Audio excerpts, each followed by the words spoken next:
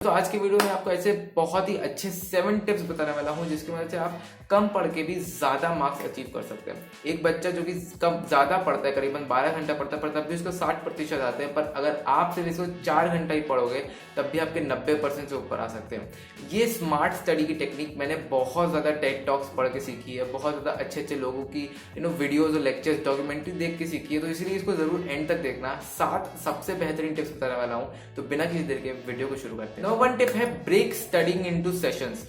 दोस्तों, साइकोलॉजी और रिसर्च भी ऐसे कहती है और बहुत ज़्यादा इसकी डिस्कवरी भी हुई है कि हम जैसे एवरेज ह्यूमन स्टूडेंट जो होते हैं, एवरेज ह्यूमन स्टूडेंट जो 18 से 20 साल की उम्र में होते हैं, उनकी स्टडी का स्पैन जो होता है वो सिर्फ 20 से 25 मिनट होता है। ठीक है, लगभग 30 मिनट किसी किसी का भी होता है। तो 20 से 30 मिनट का जो स्पैन होता है, बस हम इतना ही पढ़ पाते हैं। बट हम लोग गलती क्या करते थे कि हम ये सोचते हैं कि 2 घंटा 3 घंटा लगातार पढ़ेंगे बिना ब्रेक के।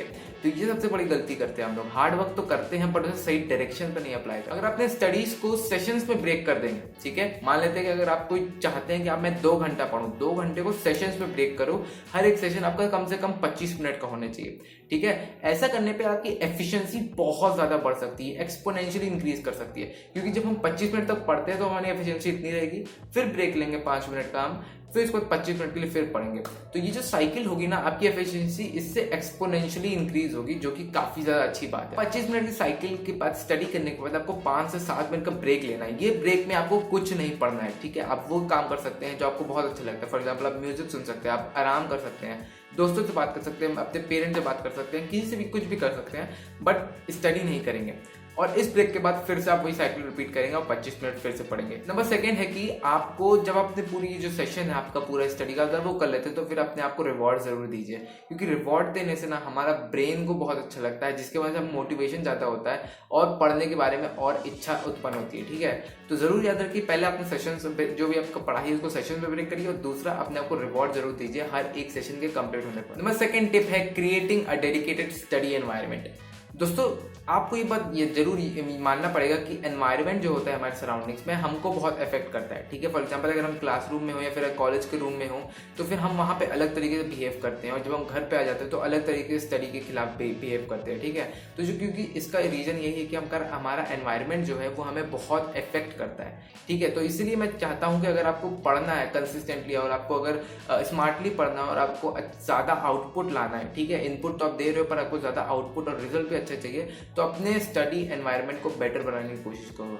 ऐसी जगह मत पढ़ो जहाँ पे आप खाते हो, ऐसी जगह मत पढ़ो जहाँ सोते हो, ऐसी जगह मत पढ़ो जहाँ पे आप अपने फ्रेंड्स के साथ हैंग आउट करते हो। ठीक है, क्योंकि वहाँ पे तो आपकी पढ़ाई कभी हो ही नहीं पाएगी। वो एनवायरनमेंट हमेशा आपको इफेक्ट करेगा बैडली। बट अगर आप ऐसी जगह पढ़ोगे जहाँ लाइट बहुत ही ज़्यादा अच्छी है, वहाँ पे सनलाइट आ रही है, वहाँ शांति है, लाइब्रेरी जैसा माहौल है, वहाँ पे बुक्स ही बुक्स है आपके सराउंडिंग्स में, और मोबाइल फोन्स और लैपटॉप्स हटे हुए हैं वहाँ पे, और अच्छे अच्छे पॉजिटिव फीलिंग्स है वहाँ पे, ऑरा वहाँ का बहुत अच्छा है, तो वहाँ पे अच्छी तरीके से पढ़ पाओगे और अपने स्टडी को और एनहांस कर पाओगे। मैं 3rd टिप देना चाहूँगा, वो है be more active while learning. ठीक है, जब भी आप लर्न करते हैं ना, हमेशा एक्टिव रहिए और एक्टिव लर्निंग को फॉलो करिए। एक्टिव लर्निंग से मेरा क्या मतलब है? उसका मतलब है कि आपको क्या क्वेश्चन पूछने हैं। ठीक है, बहुत ज़्यादा स्टूडेंट्स गलतियाँ क्या करते थे पहले केस में कि वो बस पढ़ने बैठ जाते हैं। ठीक है, उनको पता नहीं होता कि क्या पढ़ना है, कैसे पढ़ना है और क्यों पढ़ना है, कोई पर्पस नहीं होता, बट पढ़ने बैठ जाते हैं और फिर 2 मिनट बाद 5 मिनट बाद उनका मोटिवेशन डाउन हो जाता है। आपको ऐसा नहीं करना, आपको कोई पर्पस होना चाहिए, आपको एक्टिवली पढ़ना है।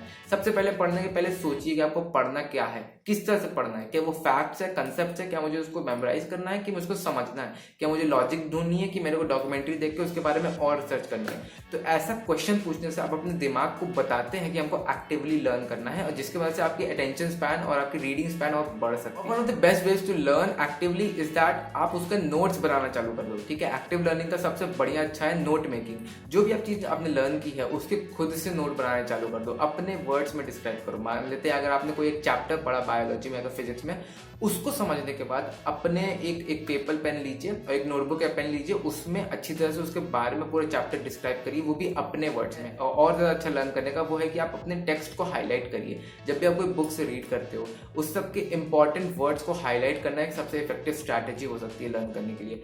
क्योंकि जब आप हाईलाइट करे रहोगे उस पोर्शन को, उस टेक्स्ट को, तो जब भी आप उसको रिवाइज करोगे ना, तो वहाँ पे आपका नजर जाएगी और आप उसे अच्छी तरह से याद रहेगा आपको।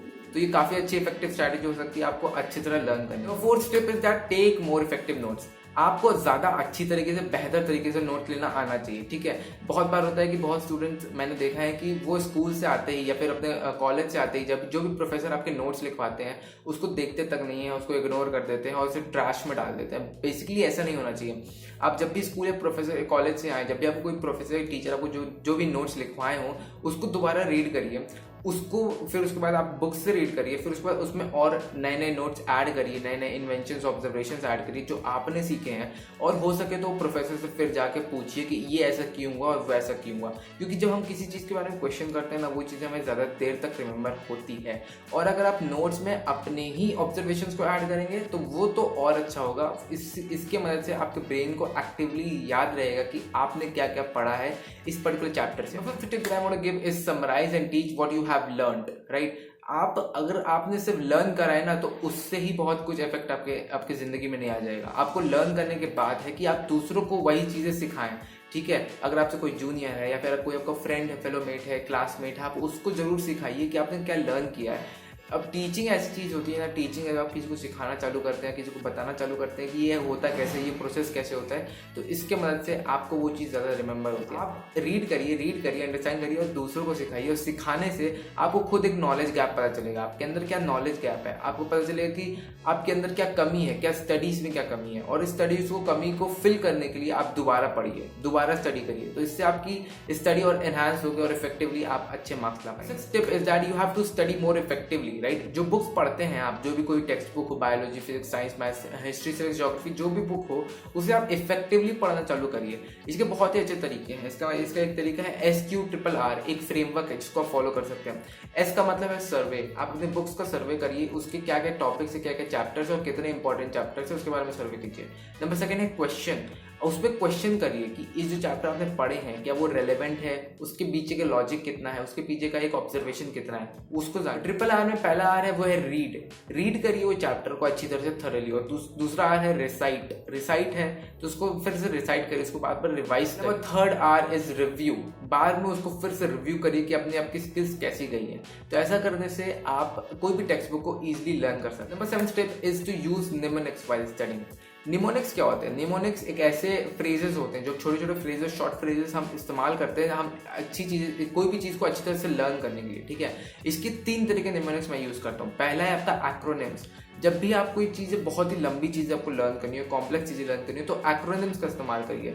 फॉर एग्जाम्पल, आप जैसे कि आपको स्पेक्ट्रम अगर पता है, स्पेक्ट्रम या तो फिर अगर रेनबो पता है, उसमें 7 कलर होते हैं और 7 कलर को लर्न ऐसे ईजिली नहीं हो पाता, ठीक है। उसका मैंने एक्रोनिम इस्तेमाल किया, उसे कहते हैं WIBGYOR, VIBGYOR, ठीक है। Violet, indigo, blue, green, yellow, orange, red, ठीक है। तो इस तरह से मेरे को पूरे स्पेक्ट्रम के 7 कलर्स याद है। तो इस तरह से एक्रोनिम्स आप इस्तेमाल कर सकते हैं सारे स्टडीज को लर्न करने के लिए। सेकंड मेथड है वो पॉइंट सेइंग्स। पॉइंट सेइंग्स क्या होता है? मतलब है कि कोई मेलोडी और रिदम के तौर पर आप किसी चीज़ को लर्न कर रहे हैं। फॉर एग्जाम्पल पीरियोडिक टेबल में जो फर्स्ट ग्रुप के फर्स्ट एलिमेंट जो होते हैं, फर्स्ट ग्रुप एलिमेंट्स होते हैं, उसको आप कैसे लर्न करते हैं? हेलिना की रब से फरियाद, या फिर बेटा मांगे कार स्कूटर बाप राजी। तो इस तरह का रिदम का इस्तेमाल करके शॉर्ट फॉर्म्स को क्लब करके आप बहुत ज़्यादा चीज़ें इसी तरह से लर्न कर सकते हैं। और नंबर 3 सबसे इफेक्टिव वे है लर्न करने का, वो है इमेज एसोसिएशन। आप किसी भी चीज़ को इमेज के फॉर्म पे आप लर्न कर सकते हैं, ठीक है।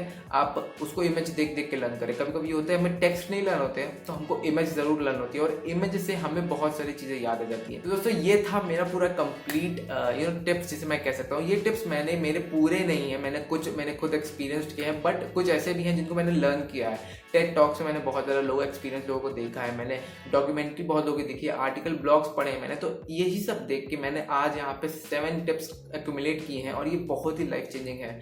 आप इसे ज़रूर फॉलो करिएगा एंड आई होप आपको वीडियो काफ़ी अच्छी लगी होगी, बहुत ही इन्फॉर्मेशन इससे मिली होगी। और अगर ऐसा है तो please hit the like button, share and subscribe to my channel. मैं इसी तरह की वीडियो आपके लिए लाता रहूँगा। मिलते हैं नेक्स्ट टाइम, तब तक के लिए bye, take care, have a good day.